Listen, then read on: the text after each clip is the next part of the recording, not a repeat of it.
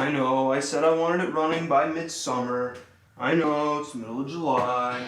But hey, be fair, I didn't expect to crash the Civic, and I certainly didn't expect to have to pull the drivetrain out of it. I also didn't expect to buy a TSX, and I didn't expect to lower it either. So today we are finally back, and I'm super excited to be working on the RSX once again. Now, we did install K-Pro last time, but that was pretty straightforward and not a ton of wrenching, so today we're gonna do the exact opposite and get this engine out of this car. First things first, I do have an engine stand. So actually, I'm gonna do a magic trick. Ready?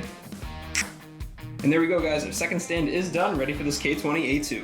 I also just ran over to the hardware store and picked up some bolts for where the engine stand is going to mount to our transmission, so we should be all set to pull. After just a few more things, I do need to undo this power steering hose right here, and then I need to take a look at some of the cables that are running into our throttle body as well. Then we have just a couple more lines in the back of the engine, heat and fuel back here as well.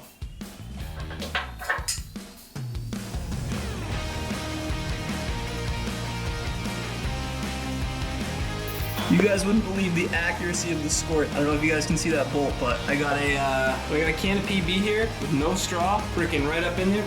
The accuracy, dude. Now would also be a great time to update you guys on what I'm doing. As you guys can tell, I am working on the intake manifold. The reason for that is because where this car has a different throttle body from the Z3, I know I'm gonna want to reuse the throttle body. And you guys will be able to see here, it looks like the way our throttle body comes off on the RSX is straighter versus over here on the Z3, our throttle body sort of angles back more. So it looks like the shape of the intake manifold itself is slightly different. Plus it looks like this is a little bit longer, but I'm thinking we're gonna want to use this manifold and this throttle body. So I'm just gonna remove it all now, and then when this kind of comes forward, I'm hoping I'll be able to get a better look at what's going on in this cable. Like I got one cable out, this one was no problem, but this one here, for whatever reason, I don't even know if you guys will be able to see it, but the plug that you need to undo is like way down in here, and I just think it'll be easier once I have a little bit more clearance. So we're gonna loosen this up because it's gotta come off anyway.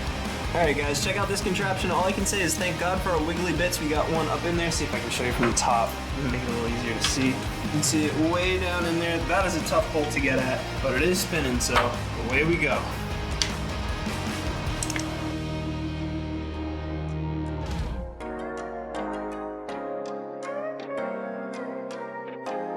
Alright guys, so we currently have everything loose for our intake manifold. However, we do have a little bit of a problem. Although everything's loose, it actually isn't clearing. So I can pull on it this way, but it's not quite clearing past this stud down here. I looked online and it looks like the way that you're gonna wanna do this is by backing out the studs. So we're gonna remove these black guards here. Just out the way.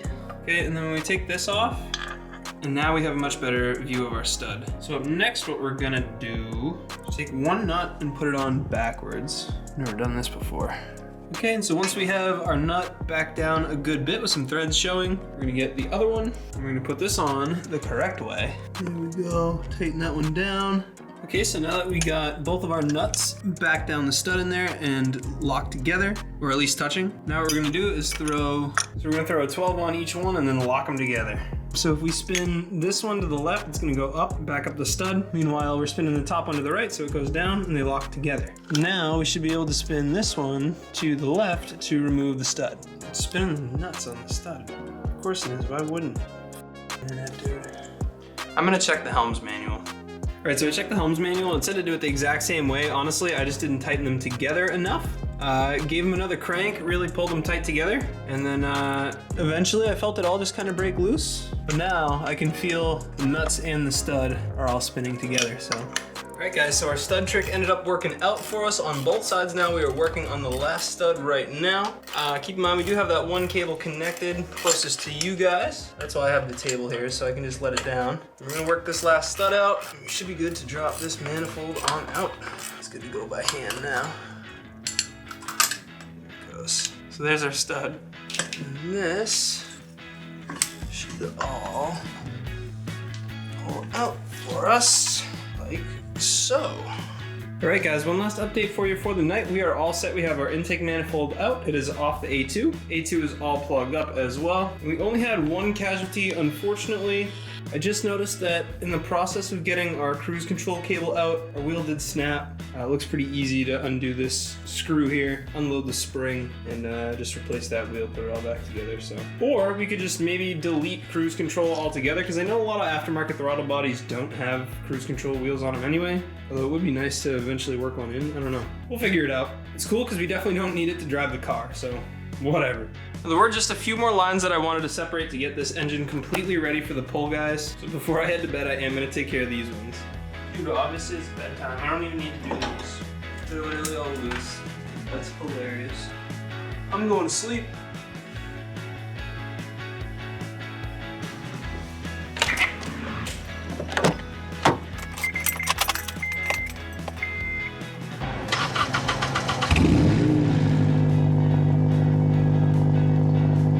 Alright guys, so we're out here for round 2 today. I'm out here in the TSX just for a little bit. We got some errands to run, and then we're getting that engine out of that car.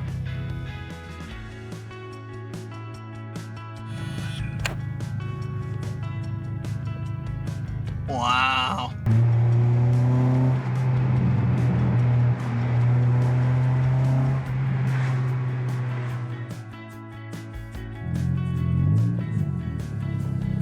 Hi, can I do a large iced coffee, please? French vanilla 2 and 2, and a blueberry muffin. We have the blueberry muffin. Ooh. How about chocolate chip? Yep, we do have chocolate chip. Okay, sounds good. I'll do chocolate chip. Coming down. Thanks. Oh, that was supposed to be ice.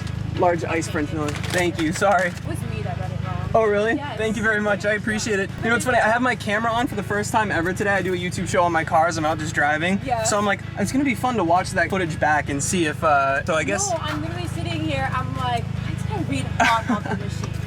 Oh, I'm so sorry about that. No, no worries. Have a good day, guys.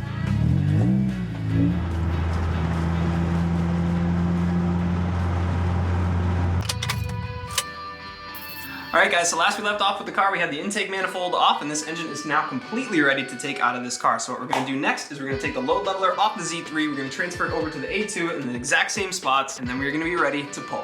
Let's get to it. So we actually hit a snag here, guys. This is actually hilarious. So if you look back here, here's the bolt that we need to get out for our load leveler, and I don't think we're going to clear. So because this is so close, I think what I'm going to do is just grind away a little bit of this edge so it'll clear. A little bit haggard, but you gotta do what you gotta do. Alright guys, this might be the single most haggard thing I've ever done working on a car, but we got our bolt out here. We just took off a little bit of this plate. I don't think it should hurt it structurally at all. It's just like literally a tiny, tiny bit. So now we should be able to remove our load leveler here, throw it on the A2, and get that on out.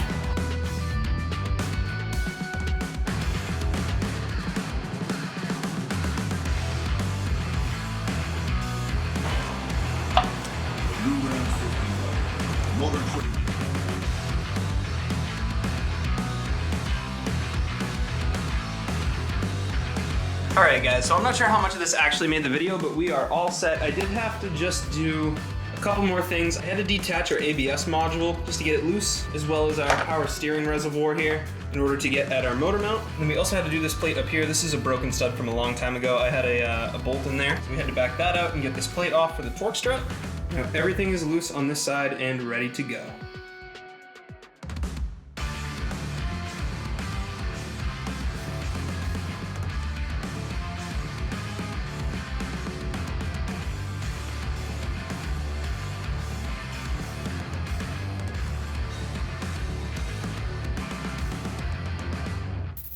Alright guys, so our engine is on our stand. We do have one problem though.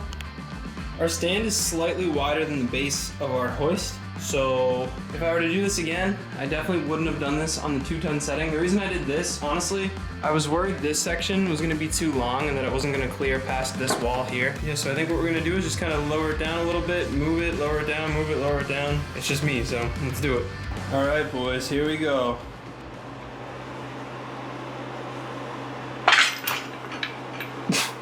That was close. Alright guys, here we are, all done. K20z3 out of the RSX, on the ground. I think we just need one more magic trick before I send you off. And there we go guys, we got our Z3 in the corner, we have our empty engine bay, and we have our A2 now out of the car and ready for shenanigans. Now it's about 2 a.m. and I am dead tired, so I'm gonna head to bed. I'm sure this video ended up being on the longer side, so if you guys made it this far, I genuinely appreciate it. If you did enjoy the video, feel free to leave a like down below, subscribe for more just like it, and I'll see you guys in the next one. Peace.